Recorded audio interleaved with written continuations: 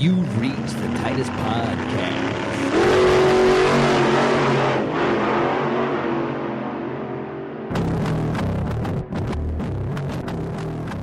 Hey everybody, this is Willie Jello Johnson. You got us at the Titus Podcast. Never unbiased, always unbalanced.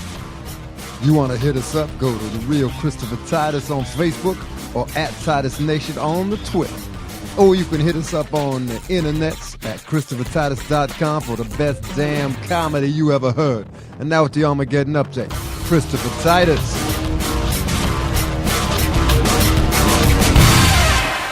I'm Christopher Titus, and this is the Armageddon Update. And the hot breath of Judgment Day continues to humidify the backs of our necks as again we see another psycho with a gun kill some innocents. Now, I could sit here and go over the same crap I have gone over in 5 other podcasts that covered this subject, but I won't.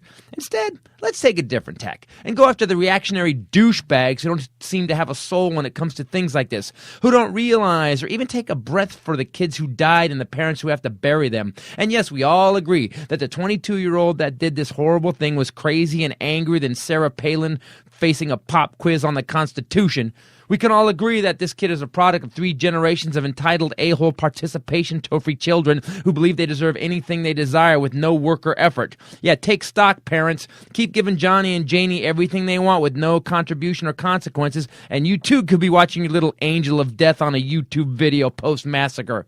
You know, my dad punished me mentally and physically, and because of that, I knew the world would only be dealt with by working my ass off and earning money, respect, and the love of the opposite sex. I was trained against my will in integrity and fortitude, and if I couldn't have sex with a pretty girl, I stole my dad's Playboys and imagined I had sex with a pretty girl. I didn't shoot them in the face.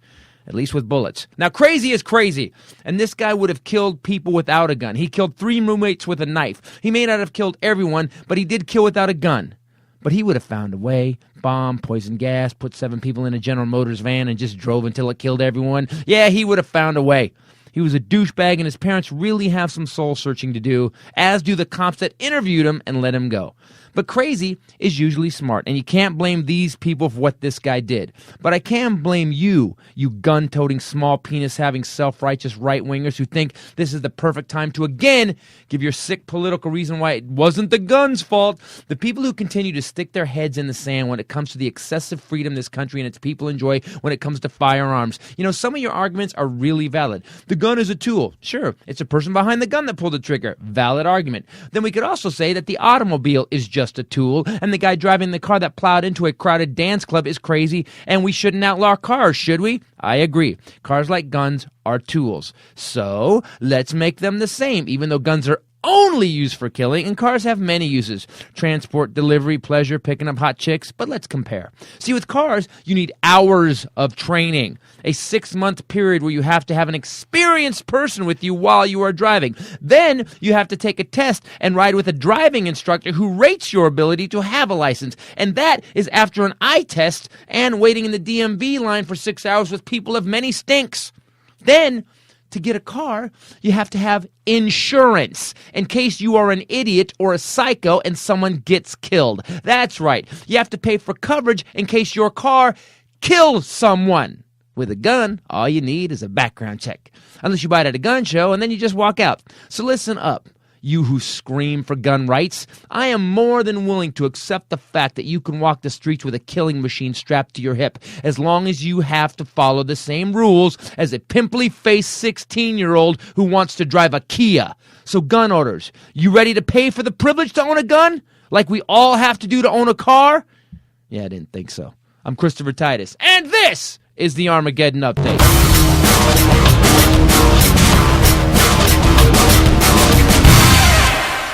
Hey everybody, Christopher Titus, Titus Podcast, on this very dark day again.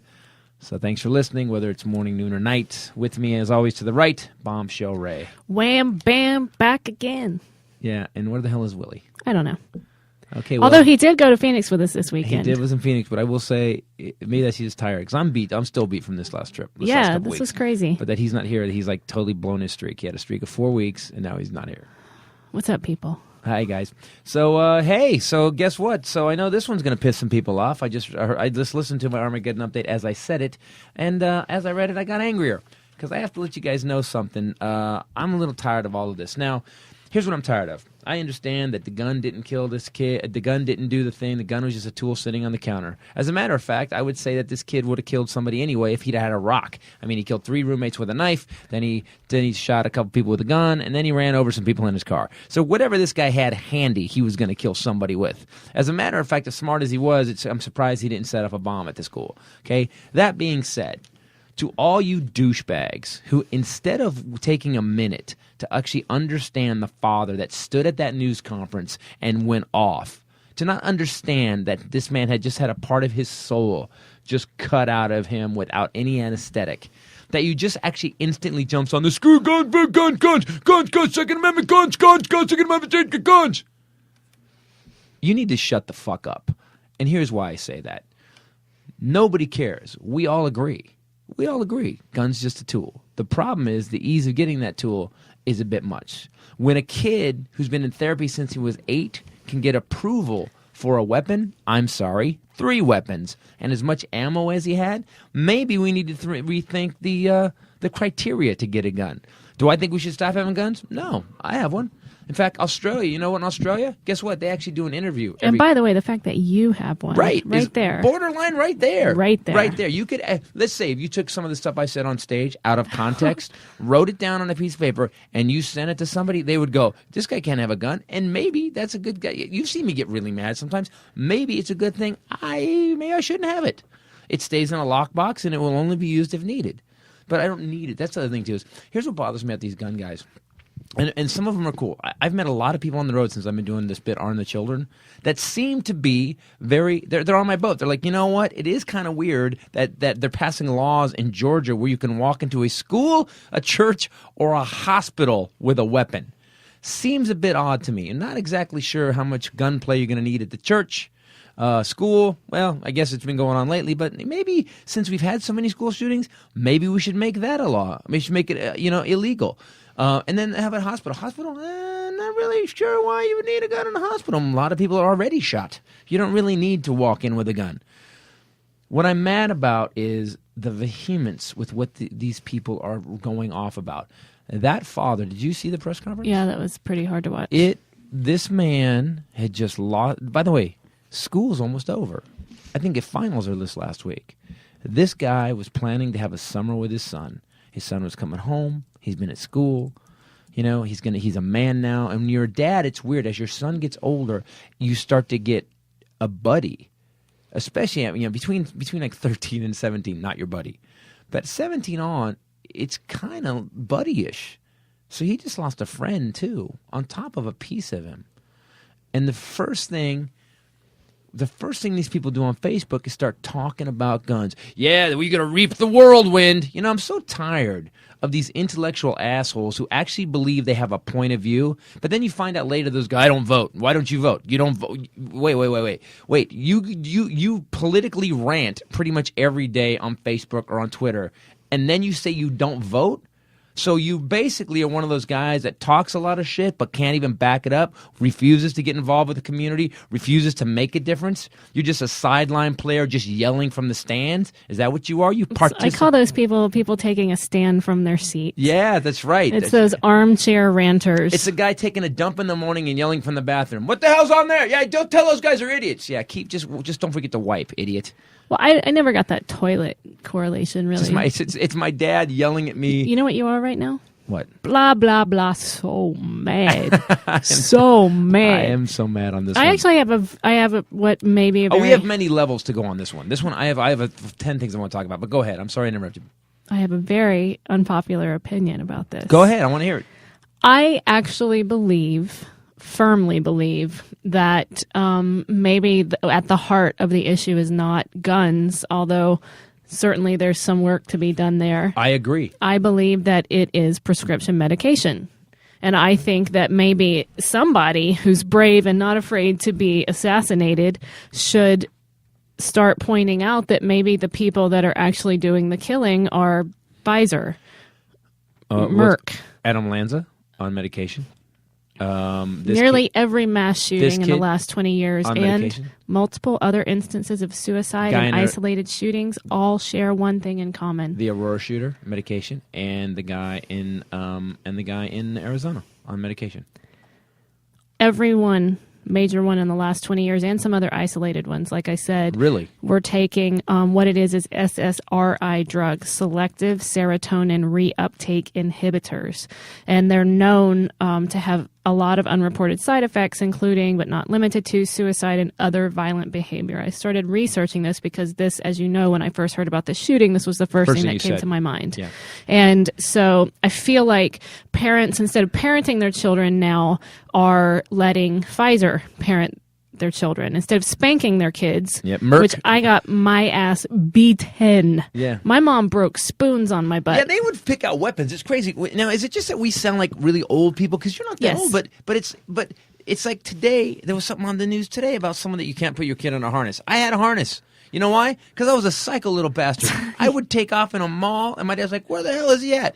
I had a harness with a 40-foot leash on it, and it was made out of, like, airplane seatbelt strap. It wasn't like a piece of rope. It was this horrible thing. Yeah, it went around my shoulders and wrapped around my waist, and my dad would walk me. I had to get walked. I would be walked through the mall.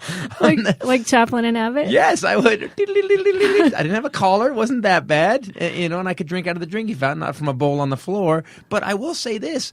I didn't get lost.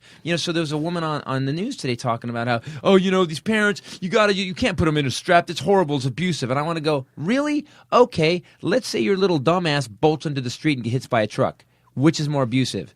That I saved his life and he walked to the mall and didn't annoy other people and didn't kill himself? Or that I let him run free like so many parents do and he got run over? I mean, which was more abusive? What do you think? Children are idiots. Let's be very clear. Between the ages of when you're up and walking, from the time you're up and walking till you're about 31, you're a dumbass. Yeah. You don't know anything about the world. You're not thinking. You're driving stupid. Even when you get in a car, you're driving stupid. From walking to 31, leashes should be entirely legal. This whole thing about the drug thing is dead right. So I just want to put out this disclaimer that obviously all things that I find on the internet are not true. But this is something that I found when I was doing this research. There is a website that you can go to. It's called ssristories.com, and it's a site that has documented over 4,500 mainstream media reported cases from around the world of violent behavior by people taking these powerful drugs, these antidepressants, anti-anxiety medications, stuff like that. Right. And so you can go and look up this list, but this list was actually compiled and published to Facebook by a man named John Noveski, who is the founder and owner of Noveski Rifle Works, days before he was killed in a single car accident. Mysteriously killed. I'm sorry. In a single car accident. Why does that sound like a line from a script from a Bourne Ultimatum movie? I don't know. Holy it's God! Crazy, right? So what was? Let's go. Yeah, I want everyone to go check the website out, especially if you're into this at all. And by the way, now this is just another conspiracy. The problem is that it says on all these advertisements. If you read, here's their out. This is what's funny to me. The out is that. And by the way, I've been to the doctor where they tried to prescribe me stuff. He went, "Hey, you know what you should do?" I said, "Yeah, I'm a little nervous about what's going on." "Oh, you're nervous?" Like I was just bullshitting with my doctor. And I went, "Yeah, I'm nervous. I got this, we're filming this TV show and I'm just nervous. I'm working too hard." He goes, you should probably take this." Hands me a sample. I'm like, "No." And I handed it back to him. I said, "No, I'm good. They're always trying to peddle antidepressants. I like to be amped up a little bit. They get kickbacks. Right. That's the whole for thing. prescribing it. They get paid by the companies. If they prescribe so much per year, they get a check from that company. Now, and your parent comes in and goes, "Oh my God."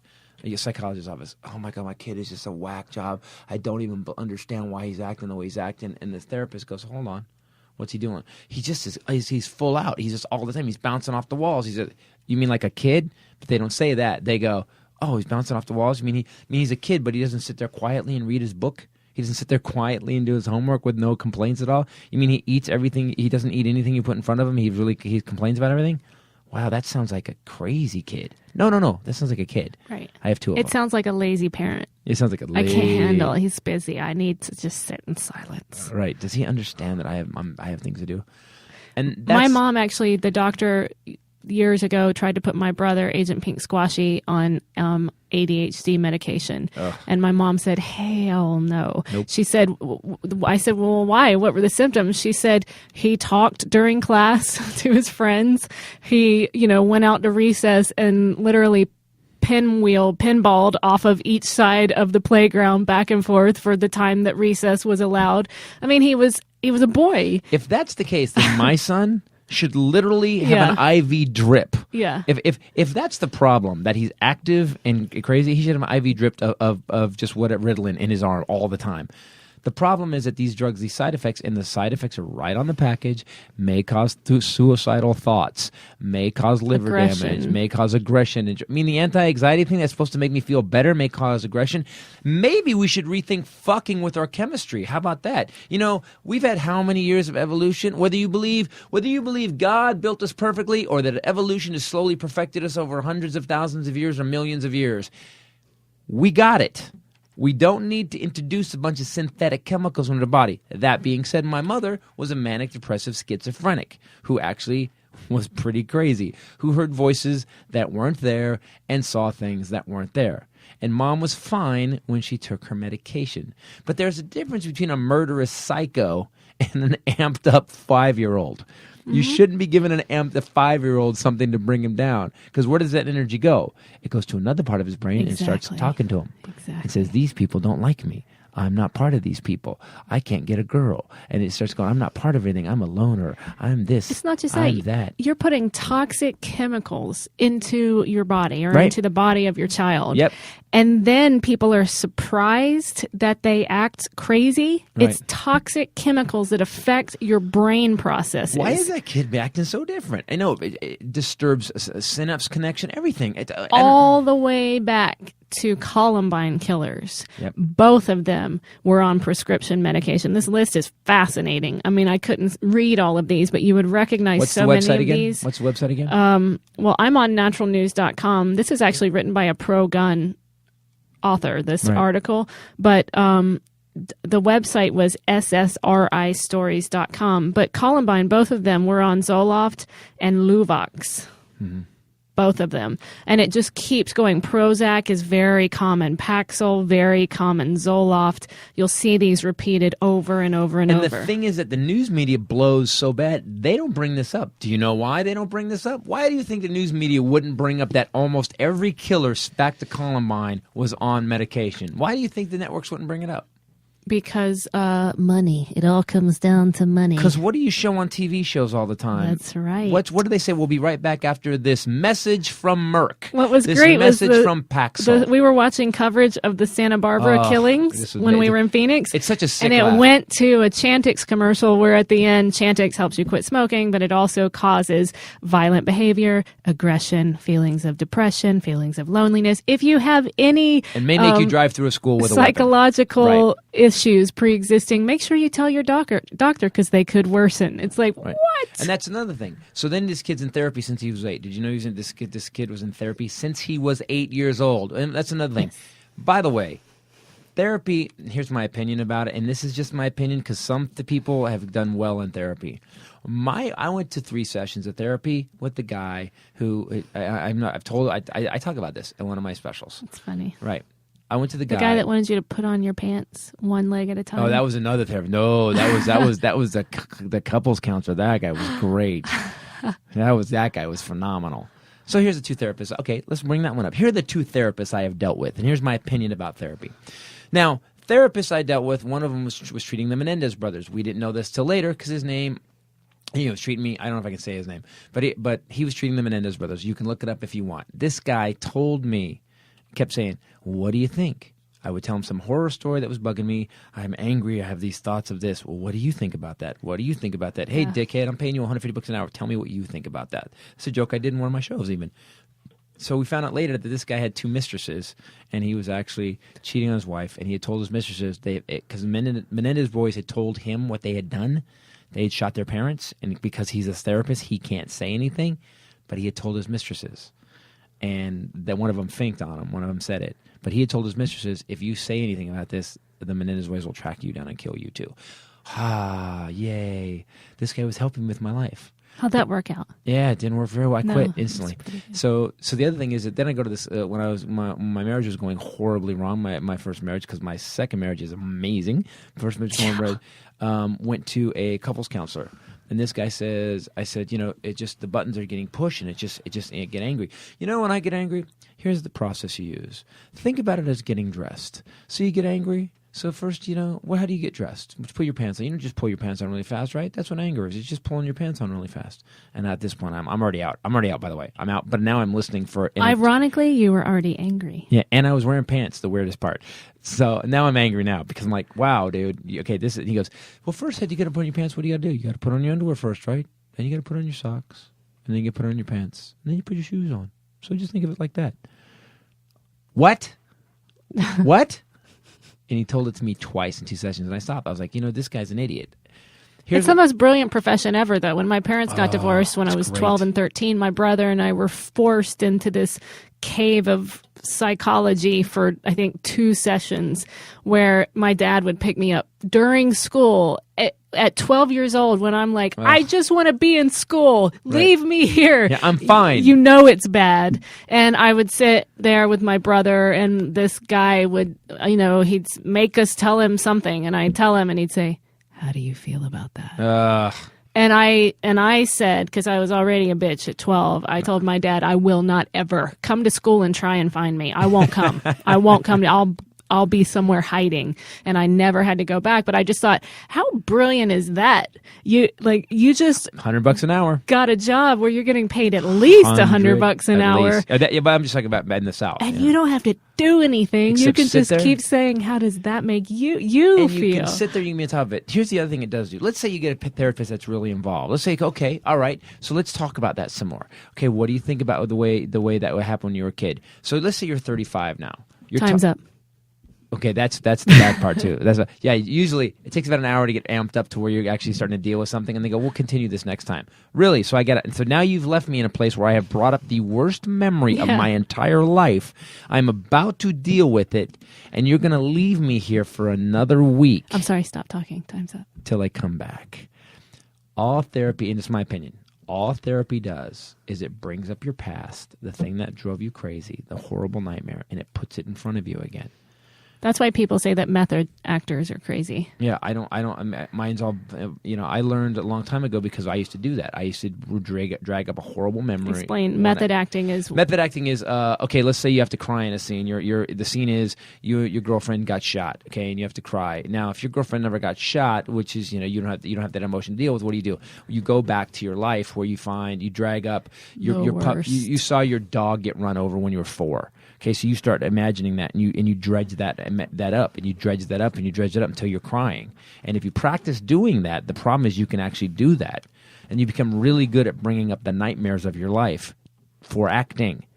The problem is when they say cut, your brain doesn't cut. Your brain goes, remember when your dog got killed? So pretty soon you're yelling at people, you're out of your mind, you're crying all the time, and that's why some actors are crazy. I learned a different method, and actually my acting teacher explained it like that. He said, we're going to teach you how to drag up memories. Well, you're not going to drag up memories. You're going to drag cry up without having to drag up memories. Right? Because right. So, and it's a really amazing. Where it's a physical response instead of a psychological. If there's any actors that listen to this, there's a guy named Stephen Book, and it's based in. It's called The Breathwork. You gotta read his book. He's just, if you want to be an actor, he's really brilliant. So anyway, therapy, what it does is it drags your past in front of you again and puts it in your future, as opposed to saying, you know what, that happened a long time ago. I don't need to deal with it anymore. I'm over it. You can go back and look at it. Let's say your dad smacked you when you were 5, cracked you across the face when you were 5, right? All you remember as a child, and plus, remember, the worst witnesses, they say, are eyewitnesses. So let's say this. He smacked you across the face when you were 5, and you took that to mean, I'm horrible, and I'm not worthy being loved. You made a decision as a 5-year-old. You let a 5-year-old run your life. And by the way, if you guys want to get any further in this, go to the Landmark Forum. It's great. So you made a decision at 5 that you are not worthy. Well, the reality is your dad was trying to pay the rent. He was trying to get food on the table, and your mom had just that day bought $1,100 worth of shoes. Let's just say that happened. Your dad didn't know what to do. And then you came in and said, Dad, or you crapped your pants, or whatever you did that just set him over the edge. It wasn't your fault. My bad. You said You're the worst. You had an accident. You had an accident. Dad, it was not an accident. You did it on purpose in your pants. It was weird. What? I'm just saying. So let's say he slapped you. Because, by the way, that's another thing. He slapped you. So all of a sudden, instead of just going, hold on, Dad was having a bad day. He had just got fired. We'd come back because 2 of his tires had been slashed. And then I said something to him that I shouldn't have said. I was a 5-year-old kid being a 5-year-old kid. And he slapped me. He lashed out at me because his life wasn't going well. So it wasn't that I didn't belong. And it wasn't that he didn't love me. It was just that it was a bad day. Now, once you decide that, you can go forward with your life. But you have to decide it, whether it's the truth or not, whether your dad hated you or not. It's not condoning that a father slap a child. It's not saying that's okay. I'm just saying we've all had those moments It's in actually life. just saying that whatever is in the past is in the past, and Right. you can't let that run your future. And so let it go. Yeah, why move keep on. dragging Yeah. that stuff out? That's what therapy does to Right. me. But this kid was there since he was. I'm not going to say his name because any of these assholes, excuse me, that shoot on their names will never get said on this podcast. So this kid goes to therapy since he's 8. His parents, by the way, here's what bothers me about this whole story. I watched the video of the kid. Did you see him? I watched parts of it. Okay, so the kid. You were watching it right before I went on stage in Phoenix, Yeah, which that is was like a the mistake. worst mind space before you go and do comedy. I was like, I'm sitting in the green room of the Phoenix Comedy Club, and I'm watching this video of this kid talking to camera, and I go, look at this kid, and I'm getting madder and madder, and they're literally you can hear over the loudspeaker, please welcome to the stage. I was like,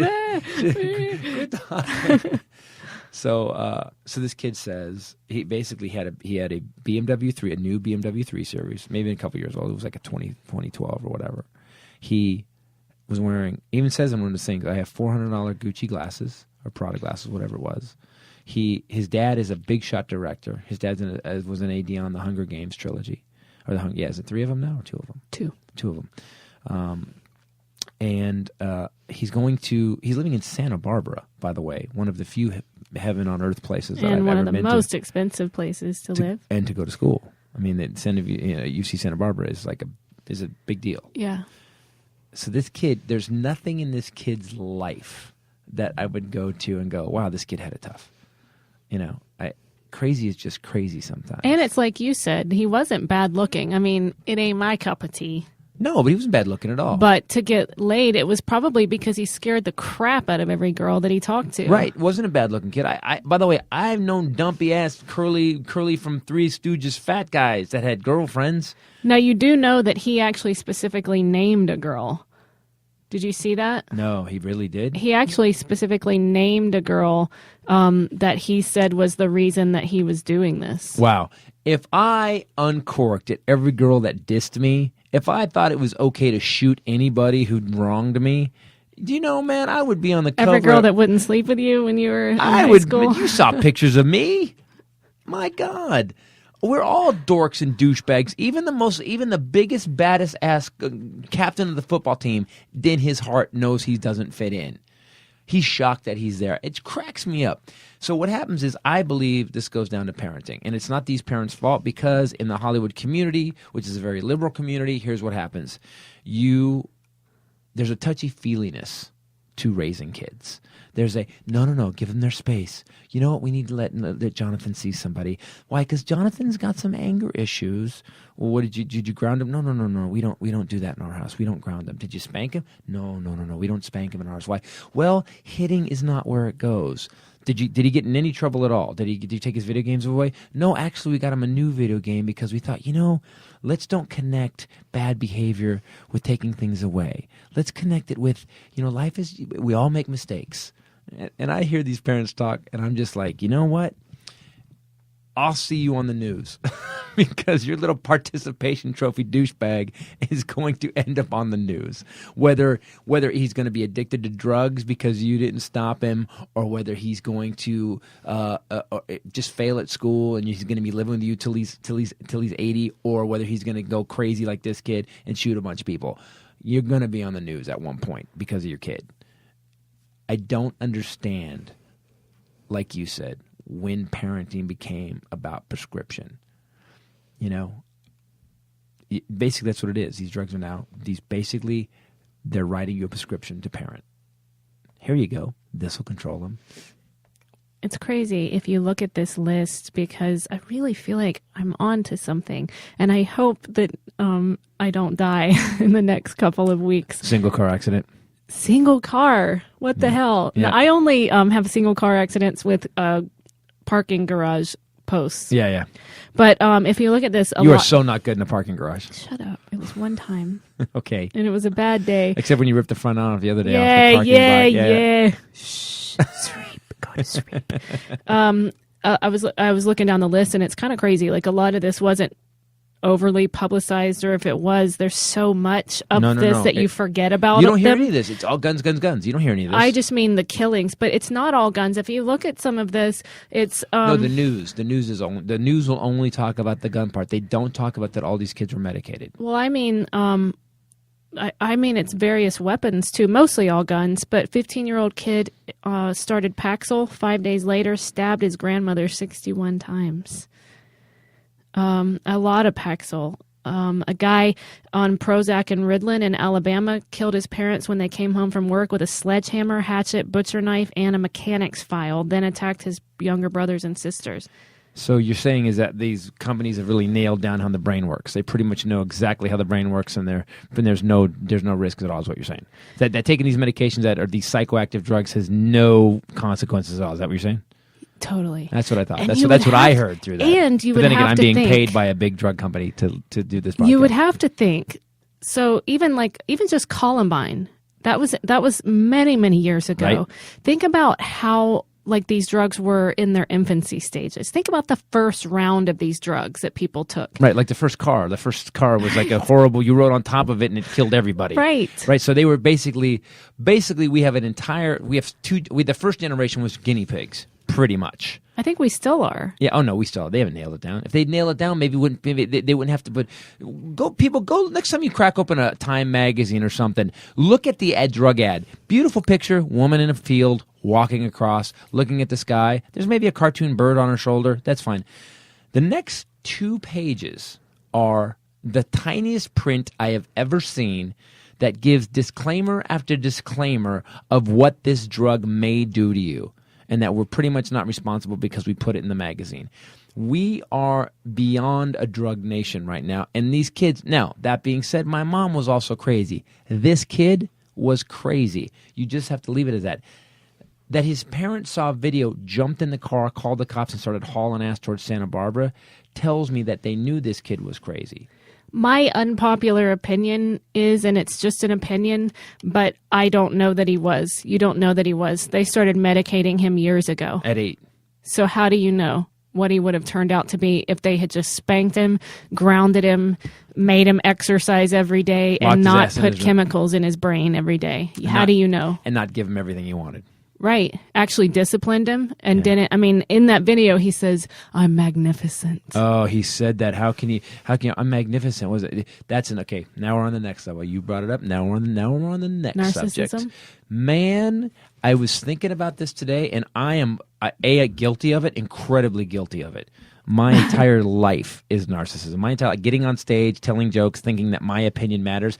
Like I write shows to quote, make a difference. Pretty full of yourself. Pretty narcissist that I think I'm going to get in front of a room of 300-400 people, 5,000 people, and hey guys, let me be funny, and then I'm going to teach you a few things. Who the fuck do I think I am? That being said, at least I'm self-aware about it. Do I think I'm magnificent? No. I think I've pulled a trick on people for many years.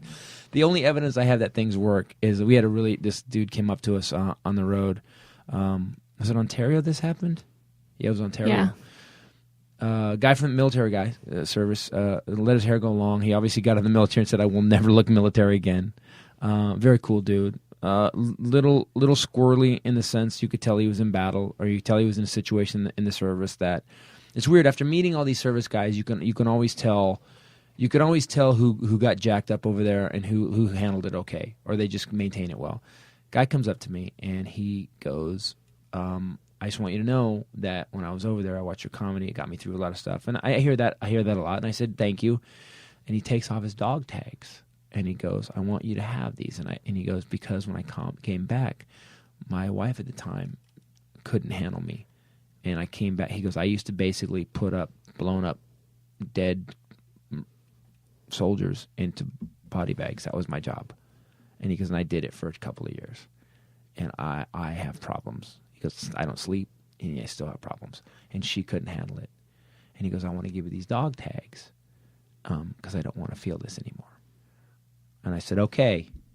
And I never know how to deal with it because I just did comedy. I never know how to deal with this. I really don't. What I usually do is I keep it on a level of like, okay. I said, all right, but if I take these, you can't be in pain about it anymore. I have it now. I got the pain. You got it? And the dude, I thought he was just going to nod and laugh. He bursts into tears. You saw this, the kid I'm talking about, right? He starts crying and hugs me. He hugged me like I'd pulled him out of a river. It was the craziest thing. So my narcissism, I was going to say, my narcissism is totally valid. Is narcissism? What I'm saying. By the way, my entire life is a narcissism. I was going to say, did you just deviate from saying that you're narcissistic tell a story? I was trying to say why my narcissism is totally fine. My narcissism is valid. I don't think that kid in Santa Barbara has any of those stories. So all I'm saying.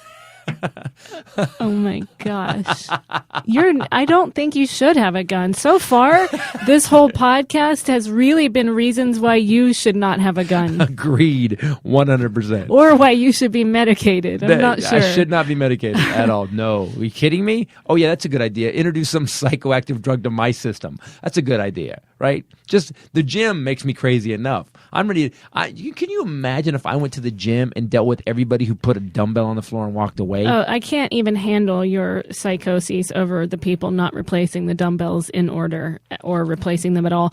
But I was going to suggest, except for people like you that have problems with that if you're getting mad at me saying that you shouldn't be medicated, that you should try and go to the gym and go and run or walk a steep hill on the treadmill or lift weights until you feel aggression and sadness fade, and keep going until... No one has ever pulled a gun and there's no side effects to endorphins.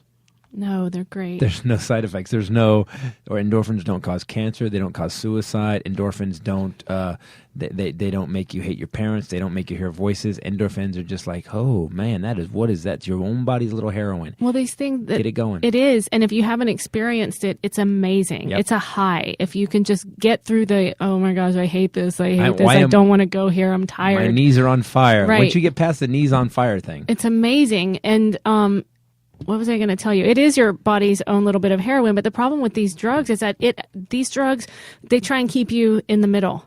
So they stop those lows, but they also stop your highs. So it blocks things like endorphins and things like that. You don't get to experience nature's own balancing system in your brain. Right. And in fact, you screw it up, especially if you start at 8. Yeah, that's a problem. So if you start at 8. As you're developing. To everybody in Santa Barbara, to all the parents, families, friends, everybody who lost somebody, everybody who was involved in this, everybody who was affected by it, we cannot tell you how much we feel for you. Santa Barbara has a special place in our hearts because there's a place we have gone there many times. There's a very special place we go to in Santa Barbara, and we've had some amazing times in Santa Barbara. Dragon Roll, remember that dude? Yeah. We went to this great sushi. We've had some of the biggest laughs we've had in Santa Barbara. Guac, come on, that restaurant. We've had some good times. We love Santa Barbara, and the people there are usually amazing, except for this douche. So our hearts are with you, and we're filming my next comedy special out there. I think we should actually. I'm not going to announce it. We'll just do it on our own. We don't have to tell people about it. We are filming the next comedy special at the Libero Theater in September. September 27th. Yeah. On Saturday. So sorry, Gio. So what was I saying about narcissism? So we have this entire generation of kids, and we had to stop my kids. Remember, we had to kind of stop them, and we had to refocus them. Because in the middle of the divorce, they were with their mother a lot, and it's all narcissism. And we had to go, hey, start paying attention to everybody. I still do it all the time. Hey, did you see that dude walking behind you? Why did you just stop in the middle of the thing? You saw that guy. What do you think you can do? You just stop and screw up everybody else's life? No, start thinking of other people.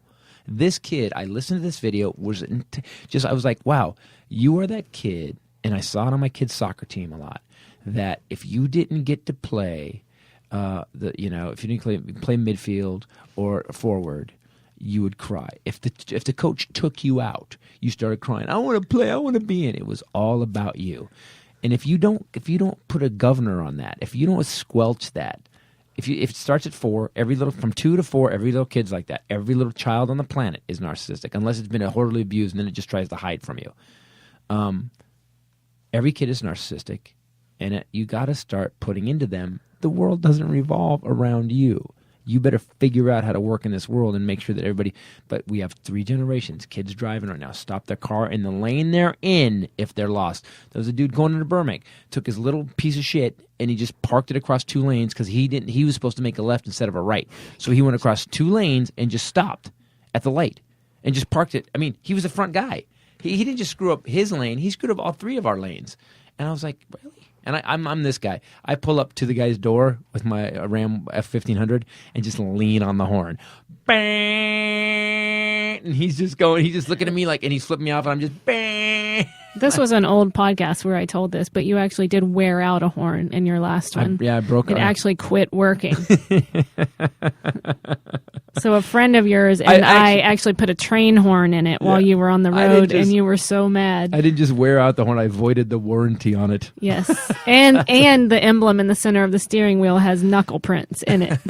Every car you have has that. I just don't hit the horn. I punch the horn. I listen to people complain and all of their reasons for why they go and do these killings and things like that. And I think I guess I should have if you listen killed to the kids, everyone. Well, it's called being a teenager. Right. It's called you, especially as a woman, as a girl, your feet reach full size and your head reaches full size at 11 before your body does. Right. And you're awful and ugly, and maybe your mom is into home perms, but the right side of your hair won't take curl, but the left side really vigorously loves a good curl. And so it's maybe, for example, that's right. it. And maybe you're 6 feet tall in the 6th grade and they put you on the back row of every class picture with the other dude that's 6'7" and has Wonder Bread stuck in his braces and drools all day. How was the Sadie Hawkins dance for you? I wasn't invited. I was never invited to a dance ever. I went with like a couple of girlfriends to the one in 8th grade. How many people did you kill? I didn't kill any. What? Hold on. Wait. Wait. You were kind of lonely, didn't have a relationship, and you didn't kill anybody? I was always weird and different. When I went into high school, I started to do the alternative scene with piercings and purple hair and all that. But because I didn't belong with anyone at my school, I hung out with older kids. But here's my entry into love. I'm moving. You know this story. I'm moving, and I like this boy. And he doesn't like me, which was nothing new. Old Poodlehead was never super popular with the boys. Actually, everybody called me Grasshopper because my legs were so long and pointy. Oh, yeah, they are. No, they were awful. Wow. Ew. And so my friend was going with him, and I had 2 weeks and I was gone forever. I was moving across the United States, and she goes to him during recess and says, will you just go with her for a week until she leaves? Going, all that meant was it was an acknowledgement, and maybe you smiled when you passed each other in the hallway. And maybe a mild hallway hand-hold Grazing. walk. Yeah. No, maybe. we never held. No, we didn't hold hands. That wasn't going with him? He didn't even have to do that. Wow. And he said no.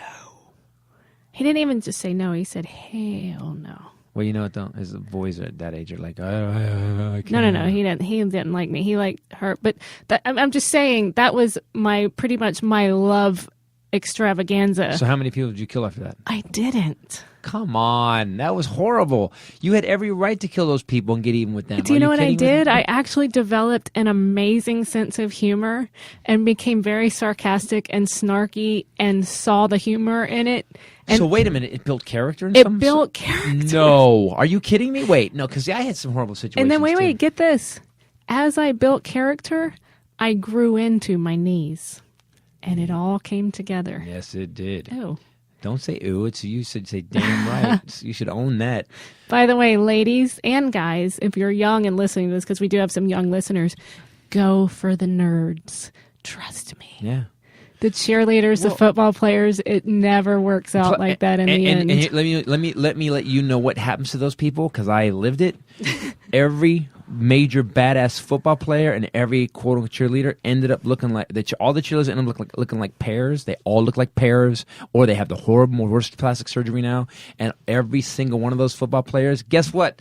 There's no corporation out there that hires football players. There's no big paycheck unless you make the NFL, and that's like 0.0000001%. So you know what? All those football players, you should just, while you're in high school, laugh your ass off. Because, yeah, enjoy it now, fucker. That's what you should be saying every day. Enjoy it now, because it ain't going to last. I know. Tell you what, most football players ended up roofers. They did. And video game guys, experts, home experts. Let's just call them home experts. You're a video game home expert. Every other kid that was kind of didn't really fit in, was studious and weird, and you know, he may not excel in all the classes, but maybe he did really well in creative writing. And maybe he was kind of because he wasn't really accepted, he became this kind of assholey, like he would just rip on anybody. Didn't care if he got his ass kicked either. He would just rip on him. And he was funny and he'd crack jokes. Guess what that kid makes now? Kid makes a lot of money. And he's nationally known. Who are we talking about? I don't know. I heard about this kid. I forget his name. Went to my school. Nobody liked him. I think he's being narcissistic. No, again. yes, I am. No one liked it. Or the kid who got kicked out of the football team, whose dad made him quit the football team. Okay, you want to talk about? I thought about this. I wanted to bring this up. Have I told the football story before? I have. Yes. Okay. The football story is as I'm walking out of the thing after quitting after double sessions because my dad made me quit.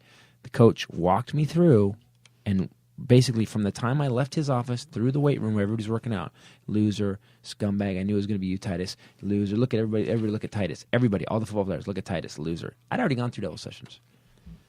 Now, this kid didn't have any of those.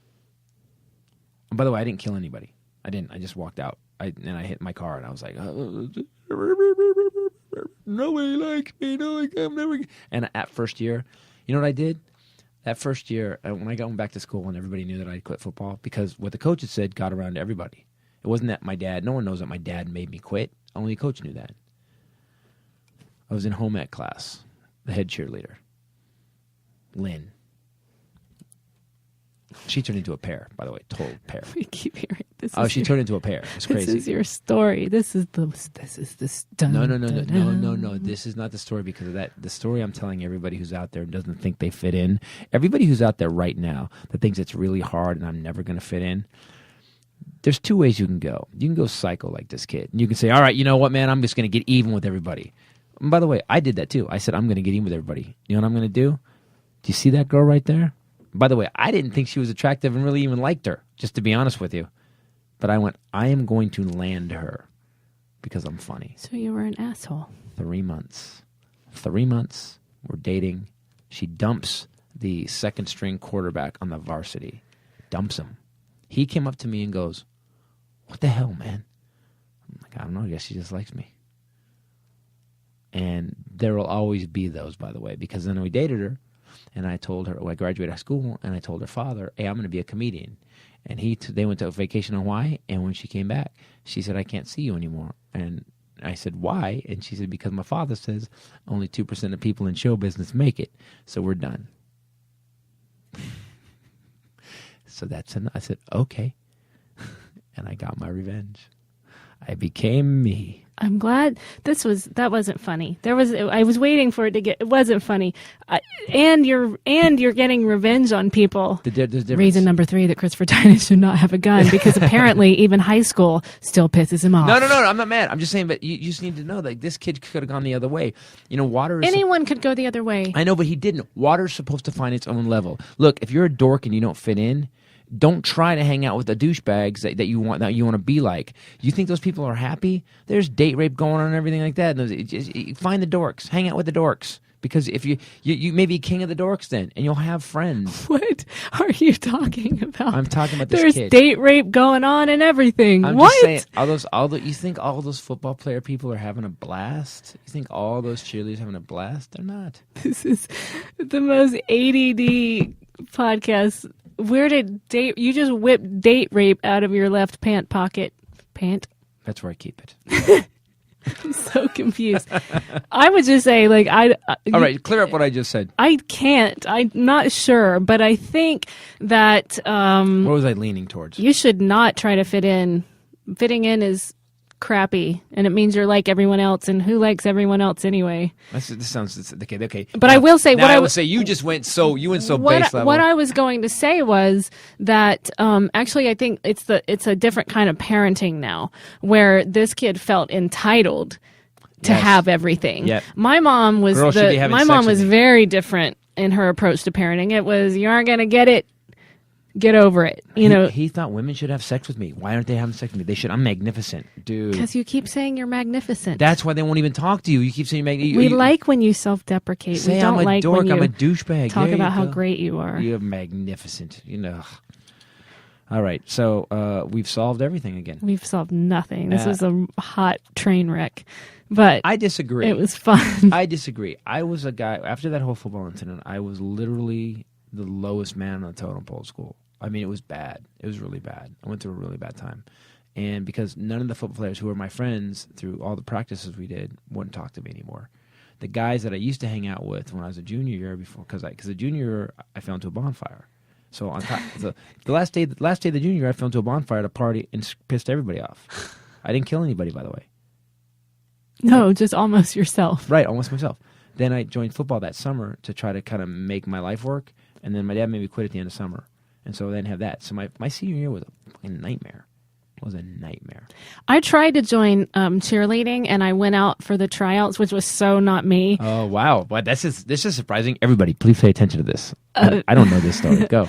But I was 6 feet tall, but I weighed 85 pounds, and I was very attractive. I was very attractive, and hey, thanks for laughing like all the other boys did. And so they kept making me a base, you know, because I was You're so at the base tall. of the pyramid. Yeah. And so this big horsey, Goliathy girl named Ellen with a big horse face kept jumping on me for like the next 3 days. I'm out in this field and I'm trying, and I hate these bitches anyway. I hate the way they're like, oh my God. It's like I already was very snarky, and this girl would get a running start and push off of my shoulders and land on me, or I'd have to bend my knees and squat down, and she'd land on my legs. To this day, I was black up and down my legs, and then she'd keep jumping. So on day 3, I was like, fuck all y'all, and I just walked off the field. But to this day, I have like these burst blood vessels in my legs from old horse face. Speaking of black, dude, what is up? Oh my gosh. Hey, man, you guys, you read what you were talking about today, man. I saw him. Am I late? No, you're just right on Are time. you late? You just we're 52 minutes in. You have 8 minutes. All right, man, I'm here then. I did it, man. I made it. You just missed my cheerleading story. You didn't make it. Oh, you was a cheerleader? Well, I've seen you as a cheerleader before in my mind. What? What? Dude. By the way, before I forget, this is a side trip before we do news, because we are going to do news and we're going to stop rambling. When we went to Detroit, and this was like so super cool, this guy actually brought us a gift for the Combustion Lounge, which I brought up today. And he actually does metal work. Oh, this was cool that he did, yeah. And he did Combustion Lounge out of metal and put like a star over the eye. So super cool. His name is Anthony Galloway, and it's Mr. G's Metal Art and Collectibles. I just want to throw that out there because he handcrafted this crazy sign for us to put on the wall out of metal. It's going to be behind me. I'll put it behind me. Yeah, so cool. So I just wanted to throw that shout out. Yeah, thanks again, man. That was really cool. I just saw that yesterday. I was like, oh, we got to put that up. Yeah, so cool. Anyway. And now, from sea to shining sea. And continent to continent, and sometimes in space. That was nice. Thank you, man. It's Bombshell Rae with the Bombshell News. Go ahead, girl. So you should have at 52 minutes, and that's your contribution. I thought it was good. Good job. Man. Hey, at least I started working, right? When I got here, I started. Good job, Bobo. Mexican man, the world's fattest man, Yes. has died at 48. How fat was he?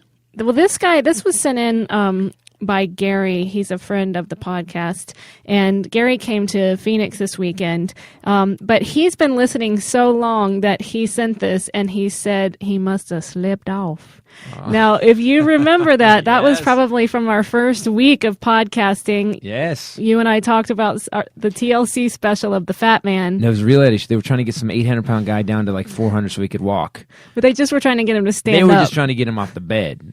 And so they're kind of rolling him like a water bed. They had a pulley on him, too. Yeah, and he said, in 4 guys or 5 guys, and they started pushing him off the bed, and he goes, I'm slipping off. I'm slipping off. You still laugh. And we rewound it and rewound it. And rewound it. You laughed. It was hard to get you to stop laughing. I'm slipping off. Slipping off. Anyway, this is in Mexico. He was the world's heaviest human being. I don't know why they had to say human being instead of man. Maybe there's a fatter woman. He had actually just slimmed down to 867 pounds. Hey, he looked good. He looked good. He was in his fighting shape. He got into his thin jeans. The cool thing is at 800, he got into his thin jeans. He's 1,230 pounds. He went from 1,230 to 800. He was like, you know what? I'm going running. He lost 400 pounds. Like, do you know how crazy that is? Imagine carrying around 400 pounds. Ugh. Okay, and still weighing 800. Getting rid of that 400 and still carrying around 800. He's still carrying roughly 650 excess pounds around. But he died. He was on bed confinement. And they actually said that they're not sure of the official cause of death. The autopsy will be done by a backhoe and a skip loader. By an equine doctor. Yeah, of course. A large animal. Equine doctor. He, in addition to cardiac condition, he had liver problems, kidney problems. Really? Blood After losing all problems, that weight? Diabetes problems. Really? Man, it just goes to show you. Sleep apnea. Doesn't matter how much weight you lose. He lost 1/3 of his body weight, and he was still 8. This is terrible. I'm not laughing because he died. I'm laughing. Yes, you are. No, I'm not. I'm laughing at something else. It was a joke that I just thought of. Which was? I don't know. Nut up and tell us this joke, Bombshell. Come on, baby. You know you always funny. No, I don't. I was actually trying to detract from the fact that I was laughing at this story. Get off of me. Oh, she was laughing at the fat You man. idiots. Oh, you were laughing at the fat man. Yeah, she was laughing at the fat man. You guys are both idiots. China has sentenced a deeply evil, in quotes, billionaire Liu Han to death. A billionaire to death? That's billionaire. Why? Did you hear about this? He's No. a warlord, a North murderer. Korea? Or say China? Calculated tactician. They got him for tacticianing. Yeah, I hate that. It's in China, central China. Court sentenced him and his brother to death. Billionaire. Hung. Done. Audi. His name is Hung? Or That that's what they're too. doing to him? Both. Wow. Mafia-style gang. He had 36 agents, murdered 9 people, and had $6 billion. Oh, wow. That's good. Government gets absorbed that? That's good. Yeah, he was bitching about taxes, trying to hide taxes all the time. They took all of it. Yeah, you know what? If you're a criminal and you're killing people, you don't deserve it. They had to hang him because no one could say firing range. Wow. Yo, man, that was incredibly hilarious and incredibly racist at the same time. That was race-hilarious. That was race-hilarious. I like that. It's a new phrase. It's racist and really funny. Yo, man, that was race-hilarious.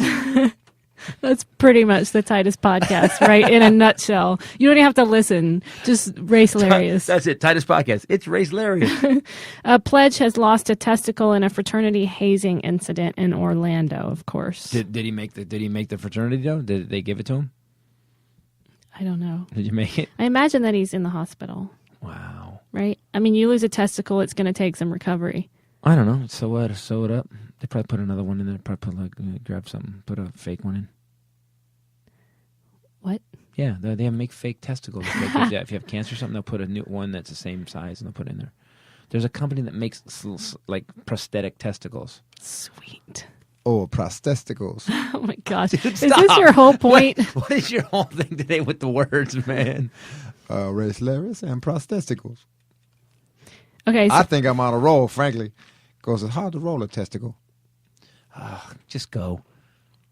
The fraternity was We Take a just One can't keep Nata. And they actually put 3... I'm sorry.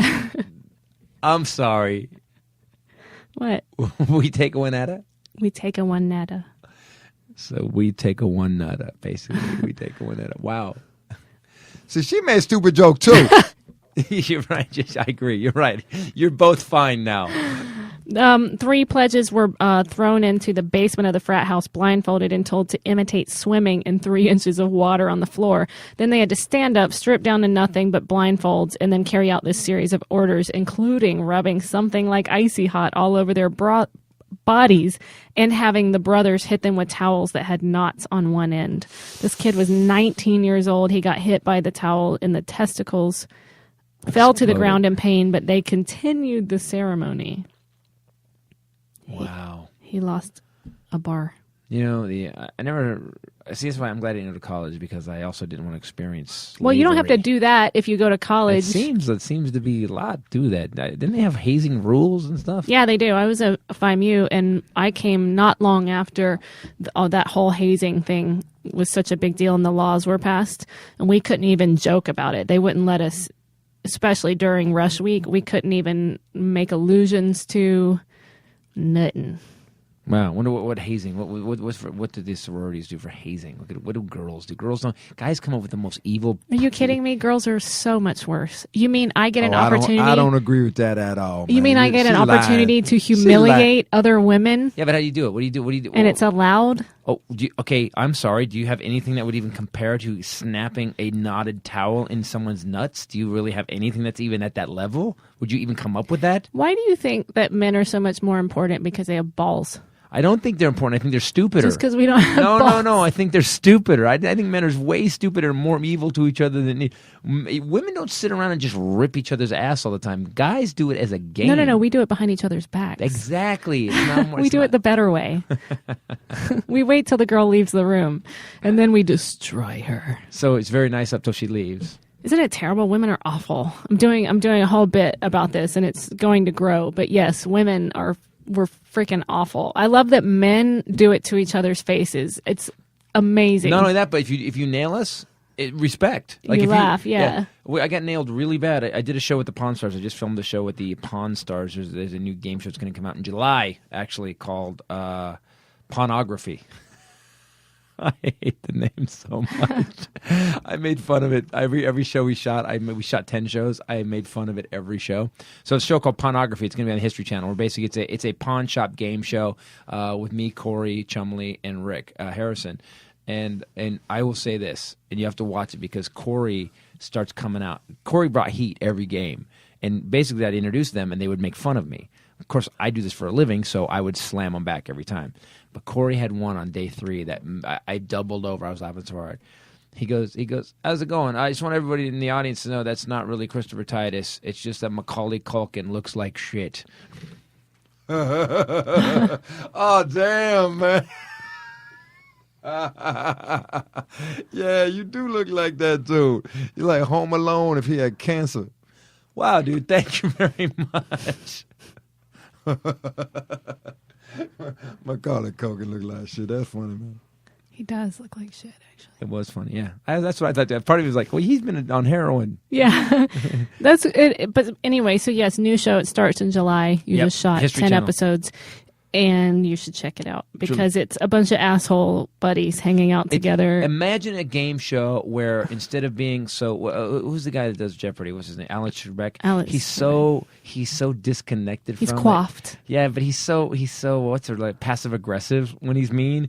Imagine it's just 4 douchebag buddies just kind of just talking smack the whole show to each other while there's a game show going on with 2. And we ripped on the contestants too. Like they would go, dude. I would go, nice mint shirt. Like we were just ripping on all the contestants. They had to come back, and they tried, and it was sad sometimes. Sometimes it was pretty funny.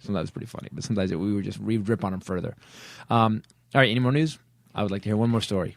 Maybe I'm going to do more than one. You don't know. All right, I don't know. South Korea, the city of Seoul has introduced larger parking spaces only for lady drivers. They're marked out in pink paint and a mini skirt logo. This is part of a $95 million effort to Finally. to make the city more friendly to women. These are lady-friendly parking spaces. They're like disabled spaces. No. Aptly so. They're closer to entrances and elevators. They've also installed squishy, stiletto-friendly pavements near the spaces. And if you look at the spaces are wider and longer and outlined in pink, which I think is brilliant because women suck at driving. Yeah, you ain't lying, man. Like, you can almost guarantee when you're on the road, someone does something crazy, stupid in front of you, it's going to be a girl or someone that ain't from here. By the way, this is in Korea, so it's Asian women. Totally get it. And stereotypes often come from somewhere. And I say this in my show, women have the driving ability of an autistic kid during his first orgasm. It is like, it's terrible. So I totally get it. I don't find it sexist at all. I call it realist. There you go. Congratulations. Yeah. Sometimes it's not racism. Sometimes you're just facing the truth. Oh, yeah, well, you know, there's some things about white people that, you know, yeah, we do jokes about y'all. And I will say this right now, it's the truth. No. Oh, yeah. Oh, it's cool for you to be racist to everybody else. I'm not racist to you. But when it come right down to it, you can't real deal with it, right? When you can't deal with your own crackerness. Hey, crackerness is weird. See, cracker. We learned what cracker means. I know what cracker means now, and it bothers me. Because if you call me a cracker, that means I am a slave owner who cracks a whip on you. Well, if the whip fit. What? Dude, what do you mean? Oh, you're always late. You're always late. You're always late. What are you talking about? Yeah, that's true. But you're pretty when you show up, and that's half the battle. Ain't I, though? I got my teeth cleaned this on Thursday. Dude, you're killing me. By the way, Pope Francis has added again. He says the door is, quote, always open to rethink priestly celibacy. Wow, this dude talk about one car accident. And the Pope Mobile had a single car accident today. This guy's flipping everything on his head. I love this dude. He said it is not a dogma that clergy members abstain from sex. It's a rule of life.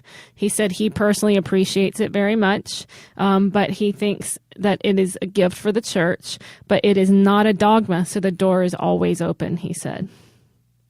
That he just cracked the door like that a little bit, that's crazy. This guy, you know what this guy's going to do? He's actually, if he survives it, because there's a lot of older guys that believe old school that may not want him in there.